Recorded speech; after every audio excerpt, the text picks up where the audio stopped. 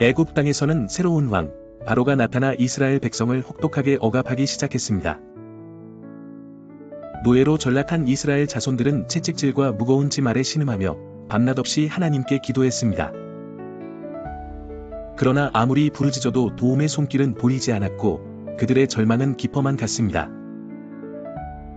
한편 히브리인 가정에서 태어난 모세는 운명적으로 나일 강에 버려졌으나 기적처럼 바로의 공주에게 발견되어 궁전에서 왕자로 성장합니다.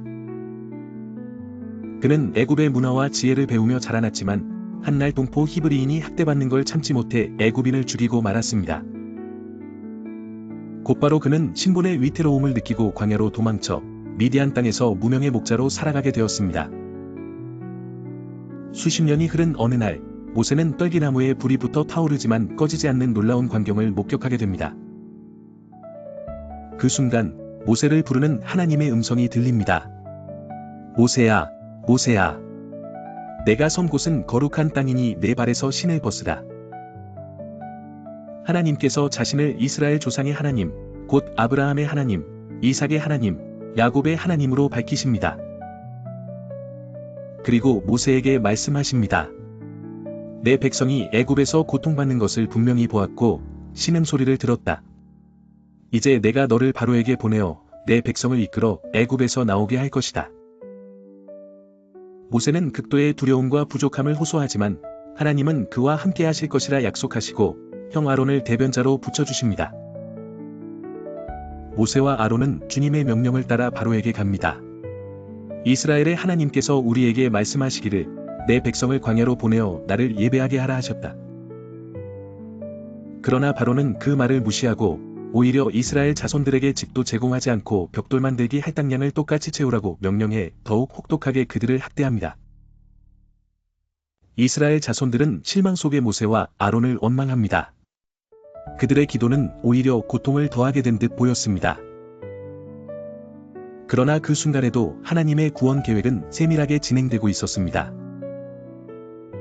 하나님은 고통 중에도 우리를 잊지 않으시며 때로 이해할 수 없을지라도 자신의 때에 구원의 역사를 이루신다. 여호와는 마음이 상한 자를 가까이 하시고 중심으로 부르짖는 자를 구원하신다. 오랜 세월 이집트의 노예로 살던 이스라엘 자손들은 자신들의 고된 삶에서 구원해달라며 하나님께 부르짖었습니다. 하나님은 모세를 부르시고 그를 통하여 이스라엘 백성을 이집트에서 해방시키실 계획을 세우셨습니다. 그러나 이집트의 왕 바로는 하나님 말씀을 듣지 않고 오히려 마음을 더욱 완악하게 하며 이스라엘 백성들을 놓아주기를 거부했습니다. 하나님께서는 이스라엘의 하나님이심을 그리고 바로와 애굽의 신들은 참된 힘이 없음을 온 땅에 알리기 위해 10가지 무서운 재앙을 내리셨습니다. 그 첫째는 나일강이 피로 변해 모든 고기가 죽고 물을 마시지 못하게 된 일이었습니다. 이어서 땅을 가득 메운 개구리 떼, 사람과 짐승에 기생하는 이, 무수한 파리, 모든 가축에게 내린 전염병, 사람과 짐승의 몸에 난 악성 종기, 거대한 우박, 온 밭을 망치는 메뚜기 떼, 그리고 온 나라를 뒤덮은 칠흑 같은 어둠까지 재앙이 이어질수록 애굽 사람들은 두려움에 떨었습니다. 오직 이스라엘 백성이 사는 곳엔 땅에는 어떤 재앙도 임하지 않았습니다. 오만한 바로는 매번 재앙이 닥치면 마음이 약해져 잠시 허락하는 척했지만 재앙이 거치자 늘 마음을 닫고 약속을 어겼습니다. 마지막 10번째 재앙, 하나님은 한밤중에 애굽 온 땅에 처음 태어난 모든 것을 치겠다고 말씀하셨습니다. 이스라엘 백성에게는 어린 양을 잡아 그 피를 문설주에 바르라고 하셨습니다. 그 밤 죽음의 천사가 애굽을 휩쓸었지만 문설주에 어린 양의 피가 발라진 모든 집은 지나쳤습니다. 그래서 이 날을 유월절, 패소버이라 부릅니다. 이스라엘의 장자들은 살아났지만 애굽의 장자는 바로의 왕자까지 모두 죽임을 당했습니다. 마침내 통곡에 잠긴 바로는 모세와 아론을 불러 이스라엘 백성은 모두 내 나라를 떠나라고 명령합니다. 이스라엘 백성은 애굽 사람들에게서 금은 보화를 받아 들고 모세의 인도 아래 430년 만에 자유를 얻어 밤중에 애굽을 떠났습니다. 광야 길에 하나님은 구름 기둥과 불 기둥으로 백성 앞에서 친히 인도하셨습니다. 홍해의 기적이 있던 그날, 이스라엘 백성은 마치 사면초가에 빠진 것 같은 심정을 맛보았습니다. 앞에는 넘실거리는 홍해가 끝없이 펼쳐져 있고 뒤에는 이집트의 최정예 병거 군대가 흙먼지를 일으키며 다가오고 있었습니다. 사람들은 두려움에 떨며 모세를 원망했습니다. 애굽에서 죽을 것을 이 광야까지 끌고 나와 우리를 죽게 하느냐. 그러나 모세는 조용히 하늘을 바라보며 백성에게 외쳤습니다. 두려워하지 말라. 오늘 너희를 위한 구원을 보라. 여호와께서 너희를 위하여 싸우시고 너희는 가만히 있을지니라. 모세는 하나님의 명령대로 지팡이를 받아 위로 내밀었습니다. 바로 그때 하나님께서 강한 동풍을 보내자 깊은 밤바람에 바닷물이 좌우로 갈라졌습니다.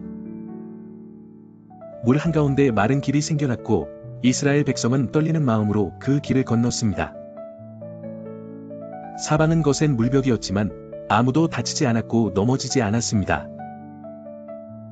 촉촉한 흙길을 따르는 그들의 한 걸음, 한 걸음은 두려움에서 소망으로, 불신에서 신뢰로 바뀌었습니다. 뒤따라온 이집트 군대가 바다 한가운데로 들어왔을 때 하나님께서 다시 명령하셨습니다. 모세야, 지팡이를 다시 바닷물 위로 들어라. 모세가 순종하자 끊어진 물벽이 순식간에 합쳐졌고 강력했던 이집트 군대는 흔적도 없이 물속에 사라졌습니다. 바다 건너편에 도달한 이스라엘 백성은 당황하고 떨던 마음을 내려놓고 큰 소리로 하나님을 찬양했습니다. 여호와께 노래하다. 그가 높고 영화로우시며 말과 그 탄 자를 바다에 던지셨도다. 미리암과 여인들은 소고를 들고 춤을 추었고 백성들은 한 목소리로 노래했습니다. 성경 이야기의 다음 장은 레위기와 민수기로 이어집니다. 다음 시간에는 레위기에서 계시되는 거룩한 율법과 제사 제도, 그리고 민수기에 기록된 40년 광야 시련과 여정을 다루게 될 것입니다. 다음 이야기도 기대해 주시고 구독과 알림 설정 부탁드립니다.